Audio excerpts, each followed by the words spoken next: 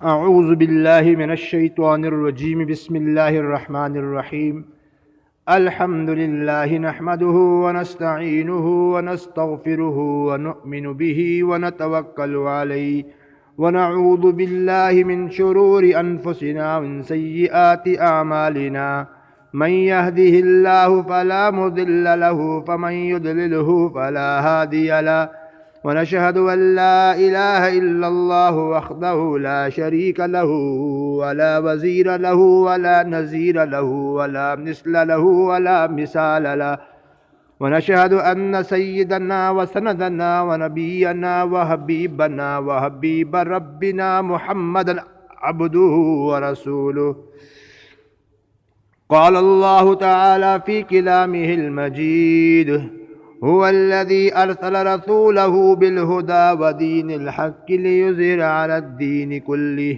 وقال الله تعالى في كلامه المجيد: إنا أرسلناك رحمة للعالمين. قال النبي صلى الله تعالى عليه وسلم: أنا حاتم النبيين لا نبي بعدي. صدق اللہ العظیم وصدق رسولہ النبی الکریم وعلى آلہ واصحابہ اجمعین. قال النبی صلی اللہ تعالی علیہ وسلم: ان اللہ اصطفى کنانة من ولد اسماعیل واصطفى قریش من الکنانة واصطفى من قریش بنی عاشم واصطفى من بنی عاشم او کما قال علیہ الصلاۃ والسلام. برادران ذی وقار، محترم سامعین و ناظرین، السلام علیکم ورحمۃ اللہ وبرکاتہ. آج ہم سیرت النبی صلی اللہ علیہ وسلم کورس کی ابتدائی گزارشات پیش کریں گے اور انشاءاللہ کل یکم ربیع الاول سے ہم آگے چلیں گے. آج انشاءاللہ نبی کریم علیہ السلام سے متعلق کچھ چند گزارشات آپ کی خدمت میں پیش ہوں گی. آپ علیہ السلام کے آباء و اجداد اکرام کا ذکر ہوگا. ناظرین، آپ جانتے ہیں کہ کائنات کے رب نے جب دنیا کو بنایا تو اس میں اپنی مخلوقات کو پیدا کیا. مخلوقات میں ملائک بھی ہیں، جن و بشر بھی ہیں، اور سب سے افضل حضرت انسان کو بنایا. اور پھر انسانوں اور جنوں کی ہدایت کے لیے نبیوں اور رسولوں کا، انبیاء اور رسل کا سلسلہ شروع فرمایا، جس کا آغاز جناب آدم صفی اللہ علیہ السلام سے ہوا تھا. اور کرتے کرتے یہ سلسلہ جناب نوح، پھر جناب ابراہیم اور جناب حضرت عیسیٰ علیہ السلام تک پہنچا. اس کے بعد عیسیٰ علیہ السلام کے تقریباً 550 سال، قریب 550 یا اس سے کچھ سال اوپر گزر جانے کے بعد اللہ نے نبیوں کے سردار، امام الانبیاء، رسول اکرم، رحمت عالم، خیر مجسم، شافی محشر، ساقی کوثر، حضرت سیدنا و مولانا محمد مصطفیٰ و احمد مجتبیٰ و امین اللہ علی وحی السماء صلی اللہ تعالی علیہ وسلم کو مبعوث فرما کر نبوت کا دروازہ، باب نبوت اور رسالت کو ہمیشہ کے لیے بند کر دیا. کیا مطلب یہ کہ آپ صلی اللہ تعالی علیہ وسلم پر اللہ نے نبوت کو ختم کر دیا، آپ پر سلسلہ نبوت اور رسالت کی تکمیل کر دی. آپ صلی اللہ تعالی علیہ وسلم کا تعلق نہ تو نوری فرشتوں سے تھا، نہ ہی آپ صلی اللہ علیہ وسلم کا تعلق کسی غیر مرئی مخلوق کے کسی قبیلے سے تھا. آپ صلی اللہ تعالی وسلم اپنی ذات و جنس کے اعتبار سے بشر ہی تھے، لیکن بشر میں بھی سب سے اعلیٰ سید البشر، افضل الانبیاء والرسل تھے. آپ بشر تھے پر سب سے اعلیٰ، افضل، اکمل اور کامل تھے. اس لحاظ سے انسانیت کا دامن اس شرط سے مالا مال ہے کہ رب العالمین نے تمام تر مخلوقات میں افضل و برتر مخلوق قبیلہ انسانیت کو بنایا ہے، اور آپ صلی اللہ علیہ وسلم کو خیر البشر، افضل البشر، سید البشر کا مقام عطا فرمایا ہے. اسی لیے شیخ سعدی فرماتے ہیں یا صاحب الجمال و یا سید البشر من وجهک المنیر لقد نور القمر لیمکن الثناء کما کان حقہ بعد از خدا بزرگ تو ہی قصہ مختصر۔ اللہ اپنے پیارے رسول محمد صلی اللہ علیہ وسلم کو جو مقام و مرتبہ عطا فرما چکے ہیں اس کا اندازہ بھی یارو نہیں کیا جا سکتا ہے۔ تاریخ انسانی میں آپ صلی اللہ علیہ وسلم کی ذات گرامی ہی اس لحاظ سے اول و آخر ہے کہ خالق کائنات نے آپ کے لیے علاقے کا، کنبے کا، قبیلے کا، خاندان کا باقاعدہ انتخاب فرمایا، جیسے کہ صحیح مسلم کی روایت موجود ہے، ان اللہ اصطفیٰ کنانۃ من ولد اسماعیل واصطفیٰ قریش من کنانۃ واصطفیٰ من قریش بنی ہاشم واصطفیٰ من بنی ہاشم۔ اللہ نے اسماعیل علیہ السلام کی اولاد سے کنانہ کو، کنانہ کی اولاد سے قریش کو، قریش سے بنو ہاشم کو، بنو ہاشم سے مجھ کو منتخب فرمایا ہے۔ کیا ثابت ہوا اس حدیث سے؟ ثابت یہ ہوا میرے رب نے نبی کو تو منتخب فرمایا ہی فرمایا ہے، قبیلہ بھی منتخب فرمایا، گھرانہ بھی منتخب فرمایا، سب کچھ میرے رب نے منتخب فرما کر کے دیا ہے۔ روایت میں ترمذی شریف کے اندر حدیث آتی ہے، ابن عباس رضی اللہ تعالیٰ عنہ فرماتے ہیں کہ میرے پیارے آقا رسول اللہ صلی اللہ تعالیٰ علیہ وآلہ وسلم فرماتے ہیں اللہ نے مخلوق کو پیدا کیا تو مجھے بہترین مخلوق اور فریق یعنی عرب و عجم میں بہتر فریق میں پیدا کیا، پھر قبائل کا انتخاب کیا تو مجھے بہترین قبیلے میں پیدا کیا، اس کے بعد خاندانوں کا انتخاب کیا تو مجھے بہترین خاندان میں بھیجا، اس لیے بلحاظ نفس اور بلحاظ خاندان سب انسانوں سے بہتر ہوں۔ یہ روایت ترمذی شریف کے اندر میرے بھائیوں موجود ہے۔ آپ صلی اللہ تعالیٰ علیہ وآلہ وسلم مکہ المکرمہ میں پیدا ہوئے ہیں۔ آپ کے والد ماجد کا اسم گرامی حضرت عبداللہ ہے، آپ کی والدہ حضرت آمنہ ہیں، آپ کے دادا جناب عبد المطلب ہیں۔ آپ صلی اللہ تعالیٰ علیہ وآلہ وسلم اپنے والدین کے ہاں دنیا میں قدم رنجہ فرمانے والی واحد شخصیت ہیں، یعنی آپ کے علاوہ آپ کے والدین کی کوئی بھی اولاد نہیں ہے۔ آپ صلی اللہ علیہ وسلم کا نہ کوئی سگا بھائی ہے نہ بہن ہے۔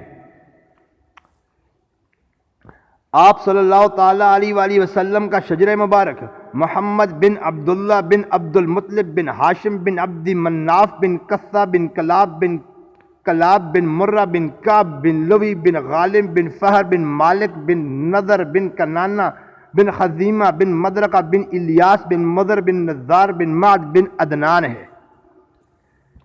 اس سے آگے بھی لوگوں نے بیان کیا ہے، لیکن بخاری شریف کی حدیث بتاتی ہے کہ معد بن عدنان سے آگے بیان نہیں کرنا ہے۔ اس سے آگے بیان کرنے سے حضرت نے خود ہی منع فرمایا ہے۔ بخاری شریف میں نسبت کذابون کا اس سے آگے نہ بیان کرو، کیونکہ اس سے آگے میرے بھائیوں ایک بات یاد رکھنا، نبی کا شجرہ پاک ہوتا ہے، نبی خود بھی پاک ہوتا ہے، نبی کا نسب بھی پاک ہوتا ہے، پاک اور معطر ہوتا ہے، نبی کی پیدائش بھی پاک ہوتی ہے، نبی کا گھرانہ بھی پاک ہوتا ہے، نبی کا حسب بھی پاک ہوتا ہے، نبی کا نسب بھی پاک ہی ہوا کرتا ہے۔ لیکن یہاں منع کرنے کی وجہ یہ تھی کہ اس سے آگے میں ناموں میں اختلافات آ جاتے ہیں، ناموں میں اختلاف ہو جاتا ہے، اس لیے اس چیز سے روک دیا گیا۔ جناب عدنان آپ صلی اللہ تعالیٰ علیہ وآلہ وسلم کے اجداد میں سے ہیں۔ علامہ طبری کہتے ہیں کہ عدنان اپنے زمانے میں اہل عرب کے مسلمہ سردار تھے، اور آپ کے والد کا نام عدد یاد ہے۔ ان کے دو اور بھائی تھے جو باپ کی طرف سے سگے تھے، ان کا نام نبت اور دوسرے کا نام عمر تھا۔ کتب سیر کے اندر نبت اور عمر کے بارے میں مزید تفصیلات کیونکہ موجود نہیں ہیں۔ علامہ ابن خلدون نے بھی اس کا اپنے ہاں ذکر کیا ہے میرے دوستو۔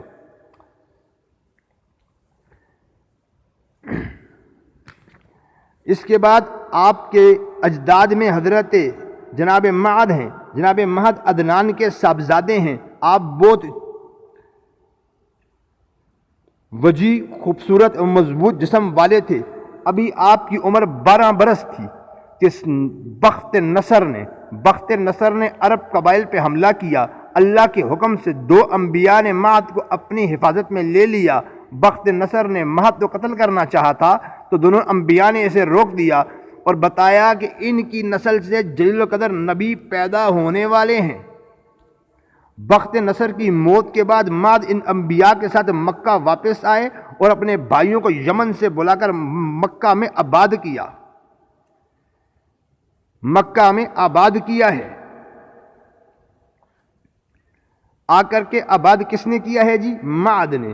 مہد کے بعد آپ کے بزرگوں میں ہے جناب نزار، تہامہ کے سردار۔ مہد کے ہاں جب نزار نامی فرزند پیدا ہوا، یہ نزار جو ہیں یہ بیٹے ہیں مہد کے، تو انہوں نے خوشی سے بہت سے اونٹ ذبح کر کے اہل تہامہ کی دعوت کی تھی۔ دعوت میں امیر غریب سب آئے تھے میرے بھائیوں۔ یہ بھی اپنے زمانے کے بڑے سردار گزرے ہیں۔ عقل و فہم میں ان جیسا کوئی نہ تھا۔ آپ کی شخصیت باوقار تھی۔ آپ کے بڑوں میں ایک ہستی جو آپ کے اجداد آپ کے بڑوں سے مراد آپ کے اجداد ہیں، ورنہ میرے آقا سب سے بڑے ہیں صلی اللہ تعالیٰ علیہ وآلہ وسلم۔ نزار کے فرزند مضر بھی ہیں، اپنے باپ کی طرح نہایت خوبصورت تھے۔ حسن و جمال کی وجہ سے دونوں دلوں کو اپنا شدائی بناتے تھے۔ جو شخص ان کو دیکھتا تھا ان کا دیوانہ ہو جایا کرتا تھا۔ علامہ ابن کثیر فرماتے ہیں کہ حدی خوانی کا آغاز آپ ہی نے کیا۔ آپ کی آواز اتنی سریلی تھی کہ جب آپ کچھ پڑھ رہے ہوتے تو دور چرا گاؤں میں چرنے والے اونٹ بھی ان کے پاس جمع ہو جایا کرتے۔ یہ 4 بھائی مضر، ربیہ، ایاد اور انمار تھے۔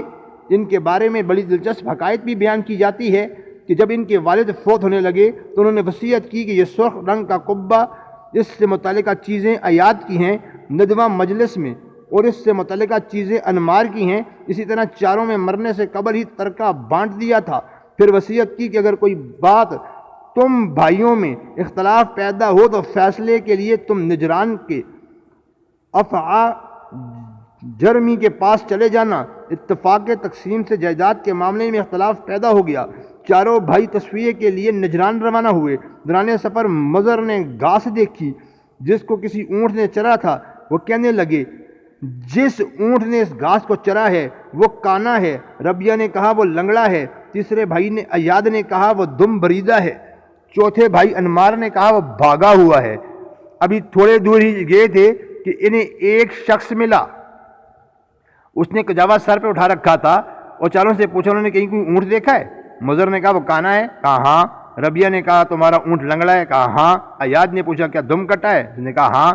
اب انمار بولا کیا وہ بھاگا ہوا ہے؟ کہا ہاں۔ خدا را مجھے بتائیے میرا اونٹ کہاں ہے؟ چاروں بھائیوں نے کہا ہم نے تو اسے نہیں دیکھا۔ بدو نے کہا یہ کیسے ہو سکتا ہے کہ آپ چاروں اس کی نشانیاں ٹھیک ٹھیک بتا رہے ہیں لیکن اونٹ کو نہیں دیکھا؟ جھگڑا پڑا تو وہ بھی فیصلے کے لیے افعا کے پاس گئے۔ بدو نے کہا ان چاروں نے میرا اونٹ دیکھا لیکن اس بارے میں بتا نہیں رہے۔ افعا نے ان سے پوچھا کہ آپ نے بغیر دیکھے ساری نشانیاں کیسے بتا دیں؟ مضر نے کہا میں نے جب اس گھاس کو دیکھا تو جس کو اس نے چرا ہے تو ایک طرف سے چری ہوئی تھی اور دوسری طرف جوں کی تون لہرا رہی تھی۔ میں نے سمجھ لیا کہ وہ کانا ہے، جو دیکھا اسے چر لیا، جو نہ دیکھا چھوڑ دیا۔ ربیہ نے کہا اس کے ایک پاؤں کے نشان بالکل واضح، دوسرے کے نشان ادھورے تھے، میں نے سمجھ لیا یہ لنگڑا ہے۔ اسی طرح آگے پوری کہانی ہے۔ آپ دیکھیں کہ نبی علیہ السلام کے جو اجداد میں جو حضرات ہیں وہ بھی کس قدر ذکی و فہیم و فتین لوگ تھے۔ مضر کے فرزند جناب الیاس، سیرت حلبیہ کے اندر بھی ان کا ذکر موجود ہے۔ آپ نہایتی ذی وجاہت بزرگ تھے۔ عرب کے لوگ انہیں سید العشیرہ کے لقب سے پکارتے تھے۔ سب سے پہلے بیت اللہ میں قربانی کا جانور لے جانے والے بھی الیاس ہیں۔ علامہ دینی دہلان یہ حدیث نقل کرتے ہیں، آپ علیہ السلام فرماتے ہیں الیاس کو برا بلا مت کہو، وہ مومن تھے۔ اہل عرب میں ان کی مثال ایسی تھی جیسے لقمان حکیم اپنی قوم میں۔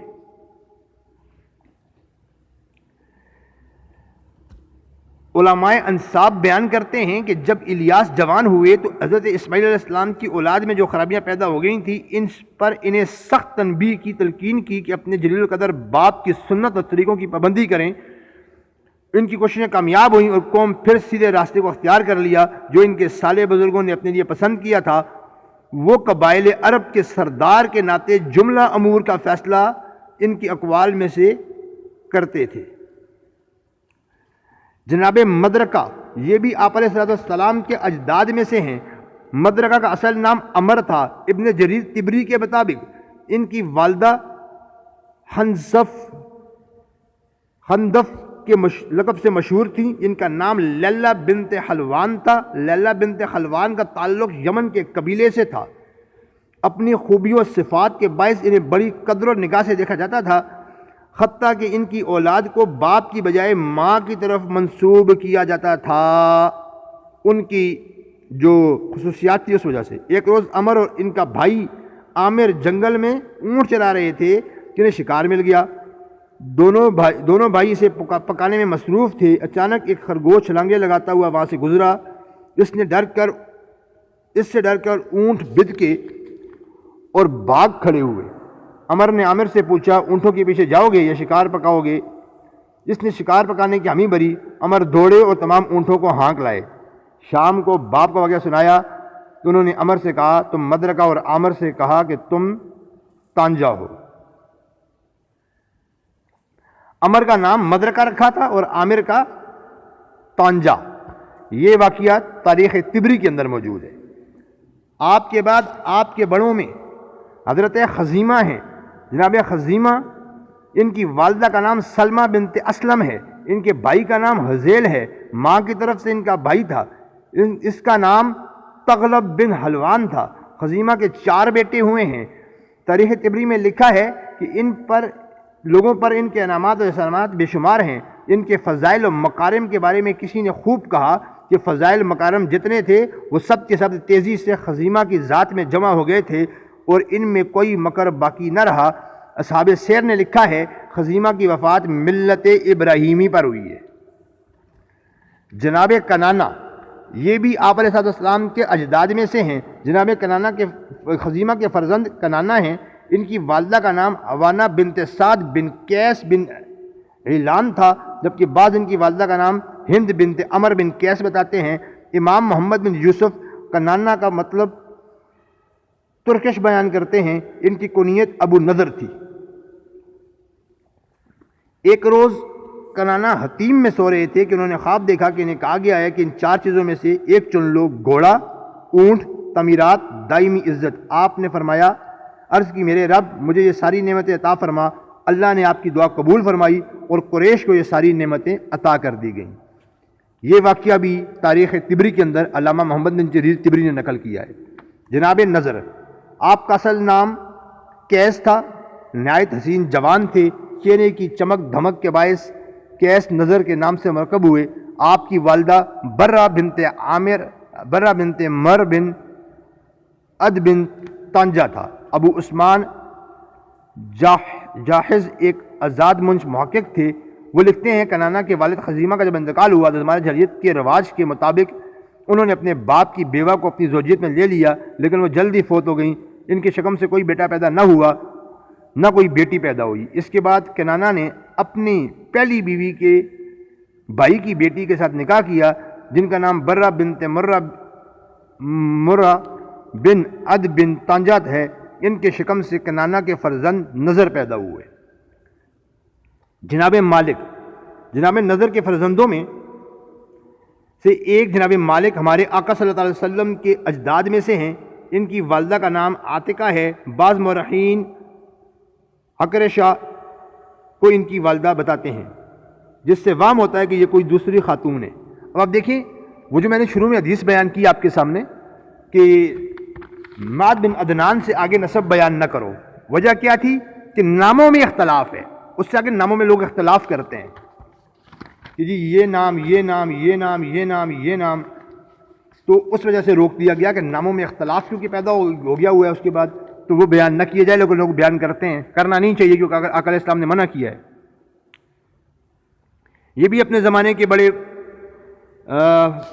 سردار تھے جی، آپ کے بعد فہر بن مالک ہیں اور 10ویں دادا ہیں ہمارے آقا علیہ السلام کے۔ فہر کی والدہ کا نام جندلہ بنت عامر بن حارث بن مضاد الجرہمی تھا۔ یہ قریش کو جمع کرنے والے کے نام سے مشہور تھے۔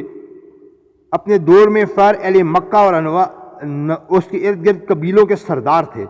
حسان بن عبد الکلال الحمیری نے یمنی قبائل کے بہت سے لشکر کے ساتھ مکہ پر چڑھائی کی تاکہ وہ پتھر جس سے ابراہیم علیہ السلام نے کعبہ شریف تعمیر کیا اسے اکھیڑ کر لے جائے اور اپنے ہاں کعبہ تعمیر کرے، اور لوگوں کو حکم دے کہ وہ حج کرنے کے لیے مکہ کی بجائے یمن آئیں، ان کے بنائے ہوئے کعبہ کے گرد طواف کریں۔ جب قریش اور دیگر قبائل حالات دیکھے تو حسان کے ساتھ جنگ کے لیے اٹھ کھڑے ہوئے۔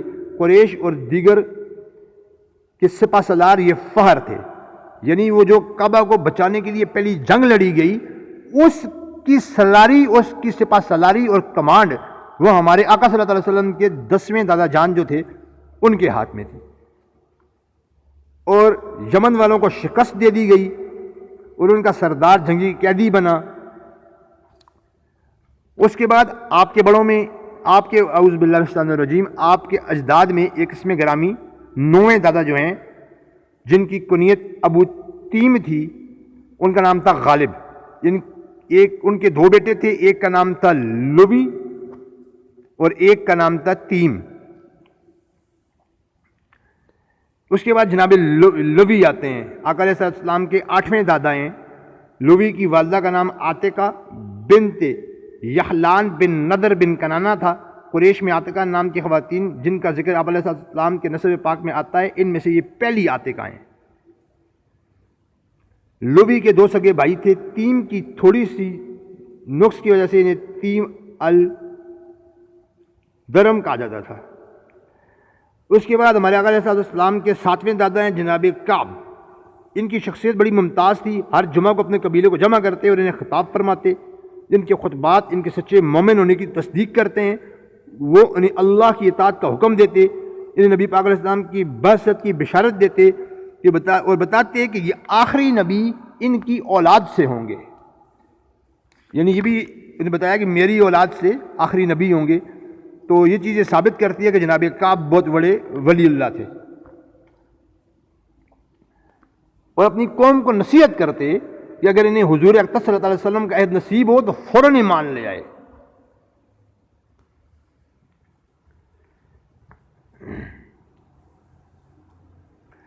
اس کے بعد آپ کے اجداد میں 6ٹھے دادا ہیں جناب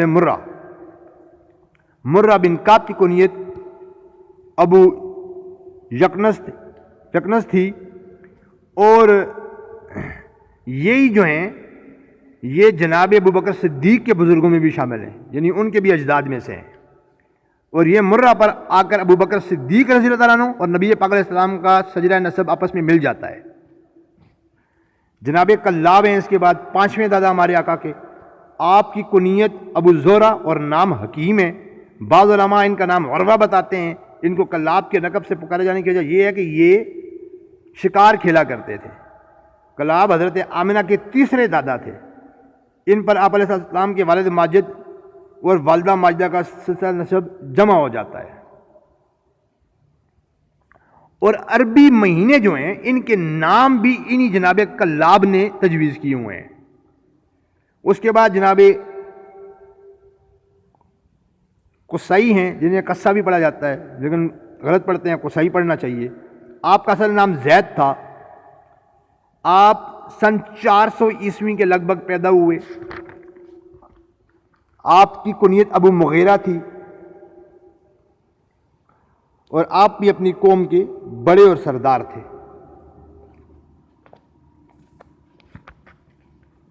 اس کے بعد جناب عبد المناف آتے ہیں، اور اپنے حسن و جمال کی وجہ سے قمر البطحہ کہلاتے تھے، یعنی بطحہ کا چاند۔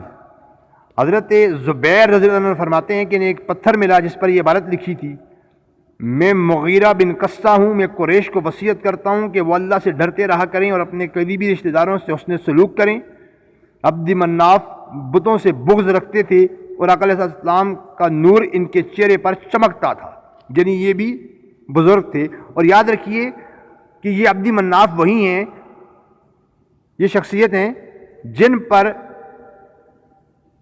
جن کی نسل سے آگے یہ اموی خاندان ہے، یعنی کہ جناب ابو سفیان رضی اللہ تعالیٰ عنہ اور جناب امیر معاویہ رضی اللہ تعالیٰ عنہ، یہ عبد مناف کے آگے ان کا چلتا ہے سلسلہ، اور ان پر جا کر نبی علیہ السلام کا اور جناب امیر معاویہ رضی اللہ تعالیٰ عنہ کا سلسلہ نسب جو ہے وہ مل جاتا ہے۔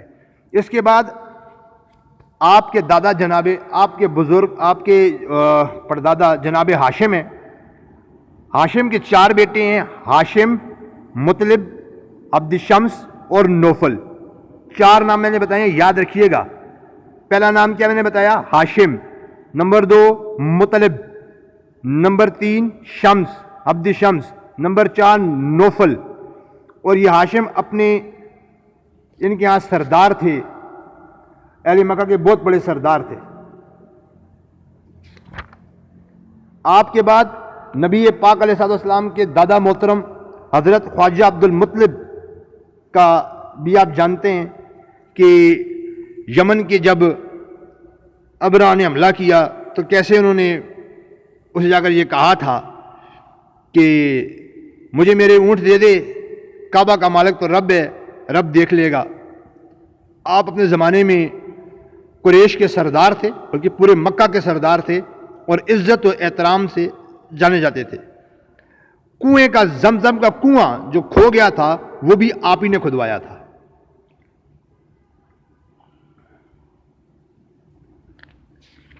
آپ کا جو آپ کے فرزندان تھے ان میں نبی علیہ السلام کے والد ماجد جناب عبداللہ شامل ہیں۔ ہاشم کی شادی عمر بن لبید خزرجی کی بیٹی سلمہ کے ساتھ ہوئی تھی۔ اس کے بعد میں بھی مختصر کر رہا ہوں، یہ کلاس تھوڑی لمبی ہو گئی ہے تو میں اب اس کو مختصر کر رہا ہوں،